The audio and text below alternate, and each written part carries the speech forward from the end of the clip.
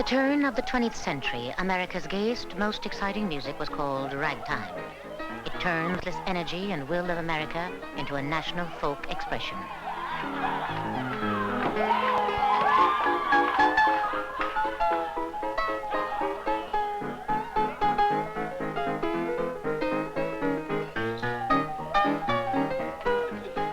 Scott Joplin was the first to compose folk tunes into the clear measure of serious musical form.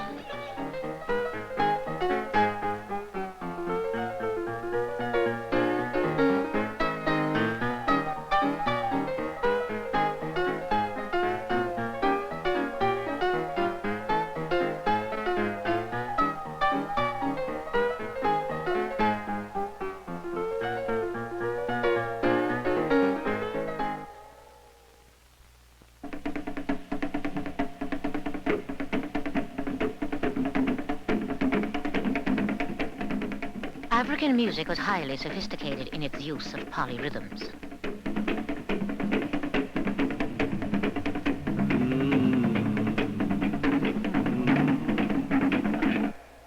Denied the use of drums in America, blacks kept this quality of rhythm in field hollers and work song.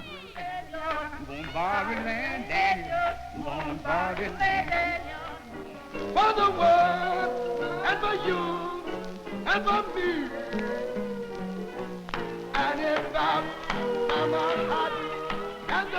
Fusing European harmonies with African rhythms, blacks created a music of strong pulse and rhythmic drive. After the Civil War, river cities became centers of musical development for blacks.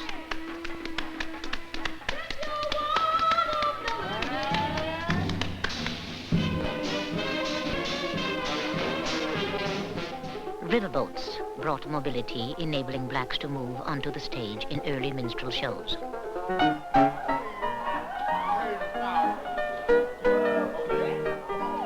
With the turn of the century, many musicians worked sporting houses of the red light district, the only place their music was accepted. Here you go, look at it. Okay, call, raise, up, I see all that. The Maple Leaf Club gives you Master Scott Joplin.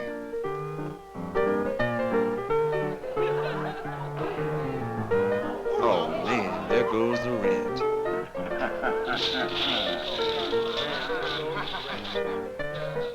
Who's he?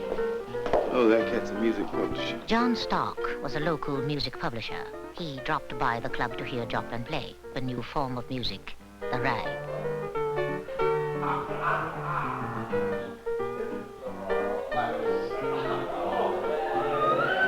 He was overwhelmed by the freshness and quality of the music. Joplin, is that your piece? I call it The Entertainer. Here's my card.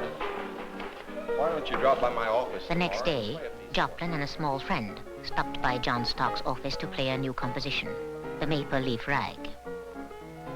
Stark listened to an innovation in American music, syncopation, which stressed the rhythm of accent on the upbeat against irregularly accented bass. John Stark was so impressed that he bought the piece for $50 plus royalties. It was the first time a royalty contract had been made between a publisher and a composer. It was the first instrumental to top the million mark in sales of sheet music. The Maple Leaf made Scott Joplin the king of ragtime composers. Stark and Joplin became close friends while continuing a profitable business relationship.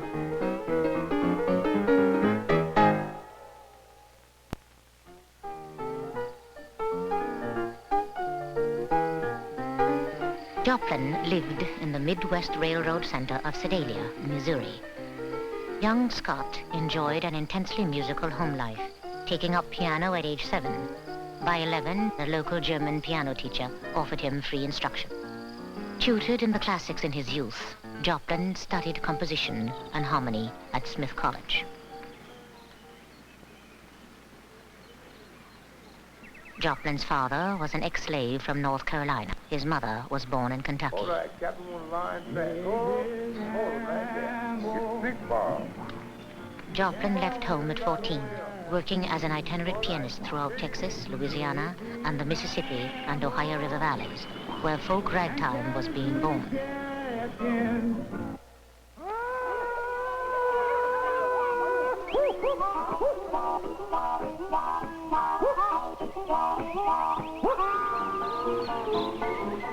Civil War songs, plantation melodies, jigs and reels, country dances, ballads, hollers, and work songs provided a source of inspiration to Joplin.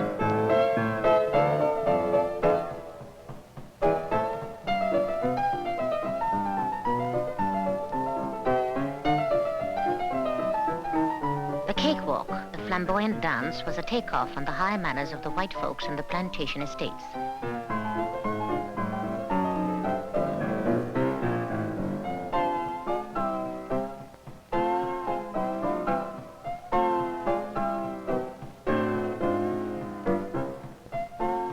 Joplin was influenced by two popular dances, the cakewalk and the two-step, classicizing them into ragtime form, much as Mozart had done for the minuet and Brahms for the waltz.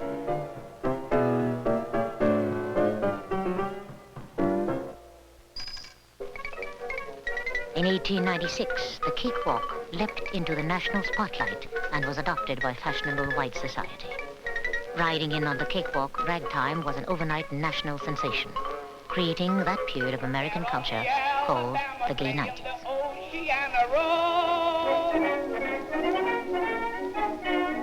Europe, too, fell under the syncopated spell when John Philip Sousa's band toured the continent. Soon, the French were cakewalking to Le Temps du Chiffon.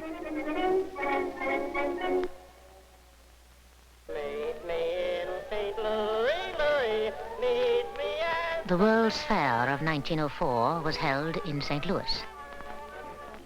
Boys, join the body and act the same way I'd expect you to act in a football game.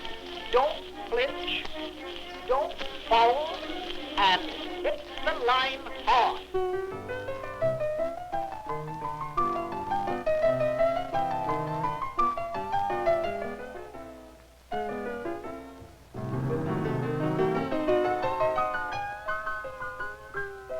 Joplin composed the Cascades in honor of the vast number of waterfalls and fountains on the main concourse.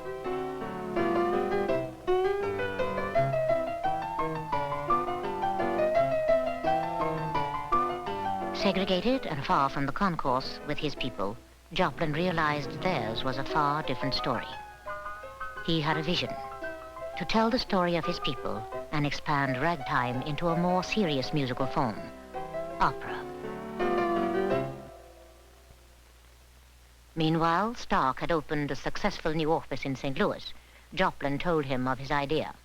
Stark was uncertain of the financial prospect for such a venture.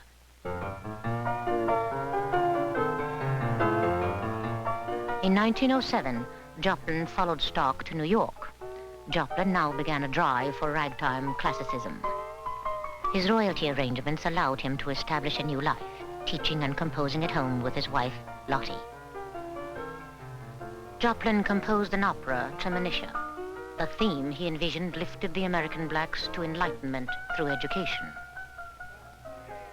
Meanwhile, Tin Pan Alley imitators copied his music.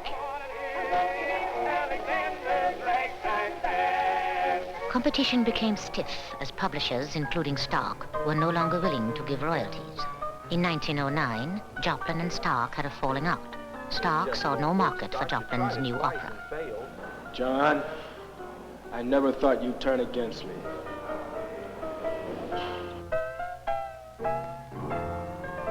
Joplin did publish to Manisha himself.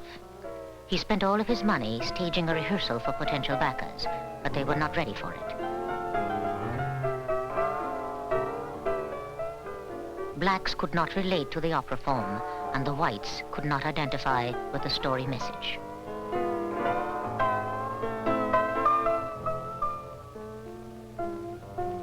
Audiences finally tired of all the bad Tin Pan Alley imitations, to the point where even Joplin could not sell his serious rags.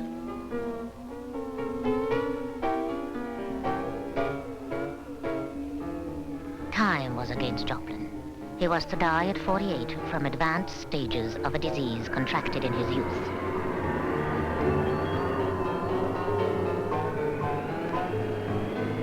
In 1917, destroyed emotionally and physically, Joplin died, not realizing that 60 years later, his opera, Manisha, was to come alive in 1975. The conjurer man uses power to keep knowledge and self-thinking from the people.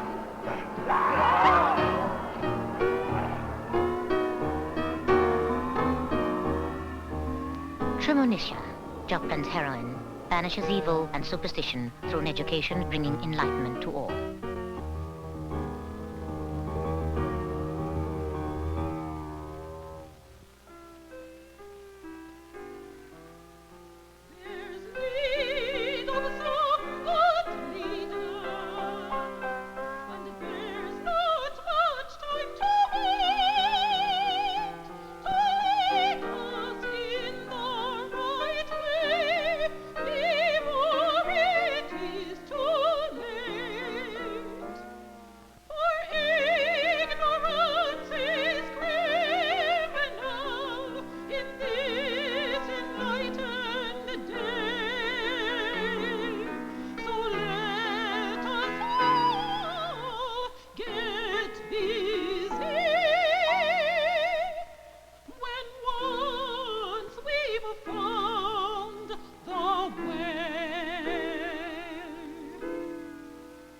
The spirit of Scott Joplin lives on.